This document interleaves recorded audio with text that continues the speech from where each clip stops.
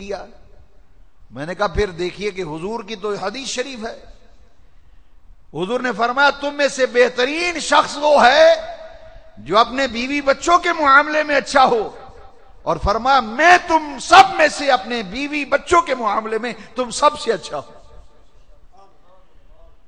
گھر میں جب جاؤ تو بیوی کو سلام کہو, گھر سے آتے وقت بیوی کو سلام, بچوں کو سلام کہہ کر آؤ, جاؤ تو بچوں کو کہہ کر سلام کہو. میں نے کہا ایک نسخہ آج سے آپ عمل کریں, اور یہ 8 دن کا نسخہ ہے, علاج ہے, گولیاں ہیں, 8 دن استعمال کر کے مجھے بتانا. 8ویں دن آیا تو مٹھائی کا ڈبہ پکڑا ہوا, چہرہ کھلا ہوا مسکرا رہا تھا. اس دن آیا تو چہرہ مرجھایا ہوا تھا. میں نے کہا جب میں گھر آتا ہوں تو میرا بیٹا گھر سے نکل جاتا ہے, پہلے دن یہ بتاتا ہے بچہ, میں گھر میں آتا ہوں تو بچہ سائیکل پکڑتا ہے نکل جاتا ہے, رات 11-12 بجے آتا ہے. میں نے کہا یہ آپ کا ہی کیا ہوا ہے سب کچھ. میں نے کہا ایک کام آپ کریں, آپ جب بھی گھر جائیں تو سب سے پہلے بیگم صاحبہ کو سلام کریں جا کے, السلام علیکم ورحمۃ اللہ وبرکاتہ, کیا حال ہے آپ کا, دن کیسا گزرا, بچے کیسے رہے. جاتے ہی بیوی کے پاس بیٹھو, سلام کہو, گفتگو کرو, اور بچے کو ایک کو آواز دے کے بولو, ہاں بھائی فلاں کہاں ہے, فلاں کہاں ہے, آؤ بھائی. سب سے سلام لو, مصافحہ کرو ہاتھ بڑھا کر, ان سے دوستانہ ماحول پیدا کرو جیسے دین کی تعلیم ہے. اس کو پاس بٹھاؤ, بیٹا کیا حال ہے, کھانا کھاؤ تو دسترخوان بچھا کر بیٹوں کو ساتھ بٹھاؤ, بیٹیوں پہ شفقت کرو, پیار کرو. میں نے دیکھا کہ کئی لوگ اپنی بچیوں سے کوئی کلام گفتگو نہیں کرتے. میں نے کہا یہ کیا معاملہ ہوا, پھر گھر میں بگاڑ نہیں تو کیا ہوگا. حضور علیہ السلام نے فرمایا جس کو اللہ بیٹی دے اور اس کی اچھی پرورش کرے, اچھی تعلیم دے, اور بالغ ہونے پر نیک صالح رشتہ تلاش کر کے اس کی شادی کر دے, میرے آقا نے فرمایا جنت میں میرے ساتھ اس طرح ہوگا جس طرح یہ 2 انگلیاں آپس میں ملی ہوئی ہے. حضور کے غلاموں, ہمارے اپنے ہاتھوں کے کانٹے بکھیرے ہوئے ہمارے سامنے آ گئے. بچیوں سے آپ بات نہیں کرتے, کھانا ان کے ساتھ بیٹھ کے نہیں کھاتے, تو پھر یہی حشر ہوگا. سید عالم علیہ السلام کے گھر کا نظام, خان کی نظام جب میں دیکھتا ہوں, دسترخوان بچتا, ازواج مطہرات سے سرکار ہم کلام ہوتے, گفتگو فرماتے. سیدہ زہرہ عالم حضرت سیدہ خاتون جنت جب سرکار سفر پہ تشریف لے جاتے, بہت توجہ سے سنیے, کہیں سفر پہ جانا ہوتا تو سب سے آخر میں حضور اپنی بیٹی سے ملتے, اور جب سفر سے واپس تشریف لاتے تو سب سے پہلے اپنی بیٹی سے ملا کرتے. ہم جاتے وقت نہ بیٹوں کا پتہ ہے, نہ بچی کا پتہ ہے, نہ بیوی کے بات چیت ہے, نہ آتے وقت پتہ ہے, تو ہوگا تو یہی پھر جس کا رونا رو رہے. سرکار سب سے آخر میں بیٹی سے ملاقات فرما, جب واپس تشریف لاتے تو سب سے پہلے ملتے. بیٹے کے بارے میں کوئی حدیث نہیں ہے, لیکن ہماری ساری توجہ بیٹوں پر ہے. بیٹی کی تعلیم پر توجہ نہیں, اس کی پرورش پر توجہ نہیں. میں نے ایک صاحب سے پوچھا کہ آپ بیٹیوں کی طرف بھی توجہ دیں, کہتے ہیں جی یہ پرایا مال ہے, اس لیے تو پرائے گھر چلے جا رہا. میں نے کہا اللہ کے بندے, یہ دین سے دوری کی باتیں ہیں جو تم کر رہے ہو. بیٹا تیرا اصل مال نہیں, وہ تیری جائیداد کا وارث تو بن رہا ہے, بیٹی بھی وارث ہے جائیداد کی, لیکن جن معنوں میں تم اولاد کو, بیٹوں کو اہمیت دے رہے ہو, تیری آخرت کی نجات کا سبب بیٹا نہیں, بلکہ جو سبب بیٹی بنے گی, جس کی وجہ سرکار نے بیان فرمائی, بیٹی کی اچھی تعلیم, اچھی پرورش, اچھی جگہ شادی. فرمایا جنت میں میرے ساتھ اس طرح ہوگا جیسے 2 انگلی آپس میں ملی ہوئی ہیں. میں نے کہا جب تم نے جانا ہے تو بیٹی کو جا کے سلام کہنا, ساتھ بٹھا کے کھانا کھلاؤ. ہفتہ بھر ناشتہ کر رہے ہو, کسی بچے کو ساتھ بٹھا لو, شام کا کھانا ہے, بھائی لیا کھانا, مل کے بیٹھ کے کھاؤ, دیکھو بس برکت ہوتی یا نہیں. بسم اللہ شریف پڑھ کے کھانا کھاؤ, دائیں ہاتھ سے کھاؤ, کھانا کھانے کے بعد اللہ کا شکر ادا کرو. گھر سے نکلو تو اللہ کا نام لے کر نکلو, گھر میں آؤ تو اللہ کا نام لے کے داخل ہو, بچوں کو, بیوی کو, سب کو سلام کو. میں نے کہا یہ دیکھنا, اور یہ پوچھو کہ بیٹا نماز پڑھی یا نہیں پڑھی, کچھ بولنے کا بھی انداز سیکھو بیٹوں سے، ان کی بھی عزت ہے، ان پر بھی شفقت ہے۔ حضور نے فرمایا لم یوقر کبیرنا، جس شخص نے اپنے بڑوں کی، ہمارے بڑوں کی تعظیم و توقیر نہیں کی، ولمن لم یرحم صغیرنا، اور چھوٹوں پر رحم نہیں کیا، حضور نے فرمایا فلیس منا، وہ ہم میں سے نہیں ہے۔ بڑوں کی عزت و احترام، چھوٹوں پر شفقت، یہ نہیں رہی گھر میں، نہ بڑوں کا احترام رہا نہ چھوٹوں پر شفقت رہی، تو پھر یہی ہوگا جو ہو رہا ہے۔ میں نے کہا دیکھیے جیسے سرکار کی تعلیم ہے نا بچوں پہ شفقت کی، یہ ہر وقت ڈانٹتے رہنا بچوں کو، ہر وقت ڈنڈا اٹھائے رکھنا، ہر وقت اولاد کے ساتھ تند مزاج رہنا، یہ بگاڑ کا ایک سبب ہے۔ ہر وقت بچے کو ڈانٹتے رہنے سے حدیث شریف میں ہے بچہ ضدی ہو جاتا ہے، بچہ اکڑنے لگے گا آپ کے سامنے۔ جب آپ پیار اور شفقت کا پہلو رکھیں گے تو یہی بچہ آپ کی عزت و احترام کرے گا، کیونکہ حضور علیہ الصلوۃ والسلام نے نسخہ بتا دیا، بڑوں کی تعظیم، چھوٹوں پر شفقت۔ میں نے کہا نماز کا وقت ہو، اولاد نماز پڑھے نہ پڑھے، زبان تو ہلانی چاہیے کہ بیٹا نماز کا وقت ہو گیا پڑھو، انداز بڑا محبت بھرا، انداز بہت پیارا اختیار کرو، آؤ بیٹا نماز پڑھیں، بیٹا نماز پڑھا تو نے نہیں پڑھی۔ ہمارے نانا جان رحمت اللہ تعالی علیہ بہت عالم دین تھے اور بزرگ تھے، وہ میں نے ان کے حالات میں پڑھا اور سنا ہے کہ آپ چھوٹے چھوٹے بچے ہوتے تھے، دیکھیے کیسی بزرگ تربیت فرماتے تھے اپنے بچوں کی۔ جب نماز پڑھ کے تشریف لاتے فجر کی گھر میں تو فرماتے سب مجھے اپنے پاؤں دکھاؤ، بچوں سے کہتے پاؤں دکھاؤ۔ کہنا جی پاؤں دیکھ کے کیا ہوگا؟ فرمایا میں نے دیکھنا ہے کس کس نے نماز پڑھی، کس کس نے نہیں پڑھی۔ کہا جی پاؤں سے کیسے پتا چلے گا؟ فرمایا دیکھنا وضو کیا نہیں کیا۔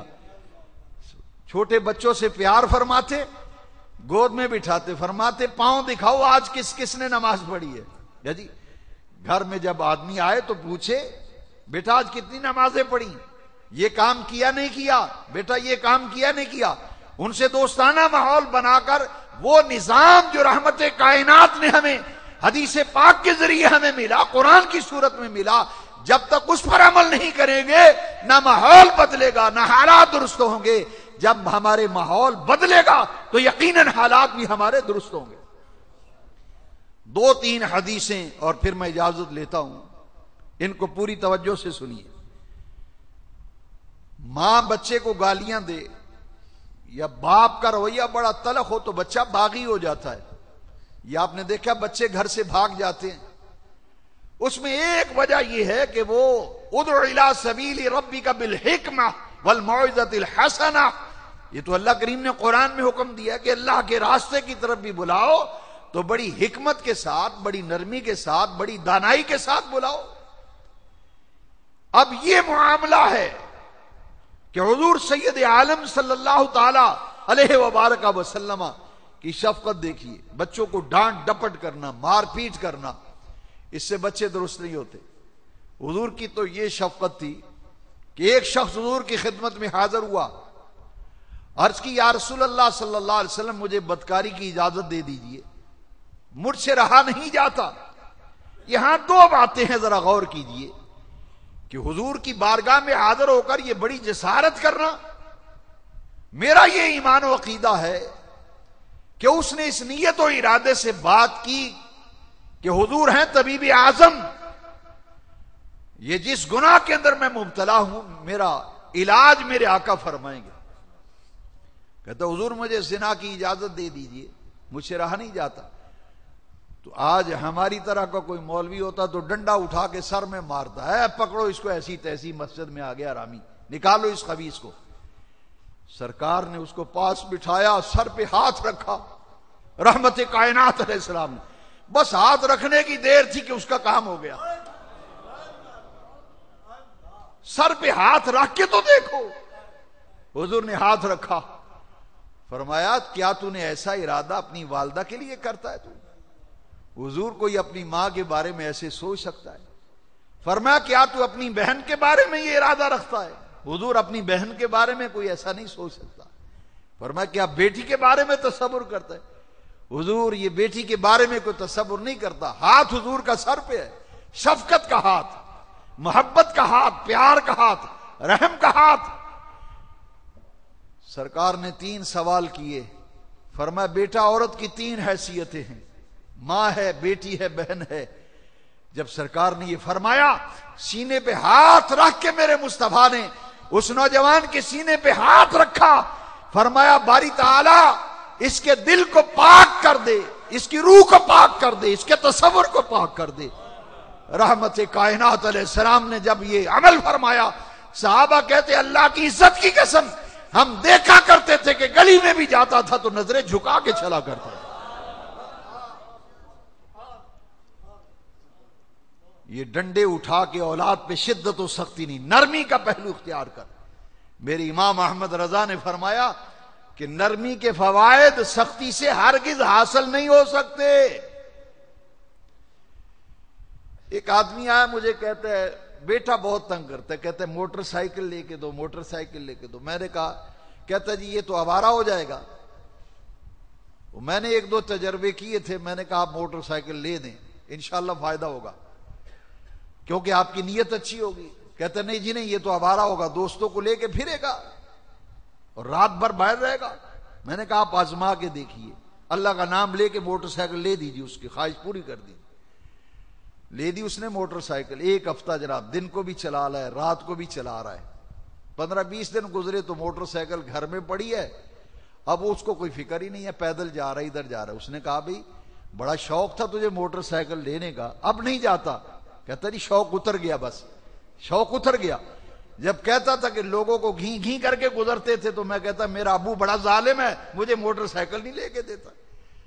اب کہتا ہے وہ شوق وہ سب میرا اتر گیا، ابا یہ فلاں چیز لینی ہے، میں نے کہا لے کے دو، چند دن کی بات ہے، شوق ختم ہو گیا تو ہر چیز ختم ہو گئی۔ وہ شفقت و نرمی کا پہلو جو اولاد کے معاملے میں ہے اس کو پیش نظر رکھا جائے، محبت کی جائے، پیار کی جائے۔ ہاں یہ اس وقت کاٹا جاتا ہے، ایک آپ کے ہاتھ پہ زخم ہو گیا ہے، اگر انجیکشن لگانے سے، گولیاں کھانے سے، پٹی کرانے سے یہ زخم صحیح ہو جائے تو وہ بہتر ہے، یا کہ یہ کہہ دیا جائے ڈاکٹر صاحب اسے کاٹ دیجئے، بس میں علاج نہیں کراتا، یہ زخم ہو گیا بس انگلی کاٹ دیجئے۔ نہیں، ڈاکٹر کہے گا بھائی اگر یہ صحیح ہوتی ہے تو صحیح کرو اس کو۔